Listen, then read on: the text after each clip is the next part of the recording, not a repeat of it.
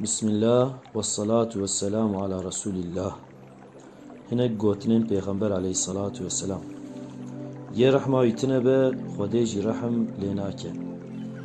Kî bi sonda xwe heqê birayê xwe Müslüman xesp bike, agirê cehennemê jê re vacib dibe û cennet jî jê re heram dibe. Wextê mirovan yekê zalim dîtin û destê wî ji zilma wî nekişandin, nêzîk e ku Xwedê Teala ezabê xwe li hemû ev barîne. Nîşanên münafıqiyê sê ne. Gava xeber dide, daraw dike. Wextê son dixwe, sonda xwe nayîne cî. Wextê tiştek emanet stand, xiyanet pê dike. Xwe ji zilmê biparêzin. Lewra zilim di roja qiyametê de tarîtiye. Xwe ji timatiyê jî muhafaza bikin. Çünkü timatî yê pêşiya we bire helakê û bû sebeba xûnrijandinê û bû sebeba helalkirina tiştê heram.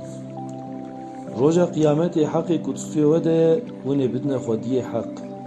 Wê rojê heqê bizina bêqulôç jî ji bizina biqulôç ê were standin. Kî ji we bineheqî bostek ji erdê mirovekî bistîne, heft tebeqeyên erdê ê be weka toqek û bikeve stûyê wî. Xwedê Ezze ve Celle muhletê de zalim, wextê wî girt êdî nafilte. Müslüman ew e ku Müslüman ji ziman û destê wî di selametiyê de ne. Muhacir jî ew e ku tiştê Xwedê neyê kiriye terka wan dike.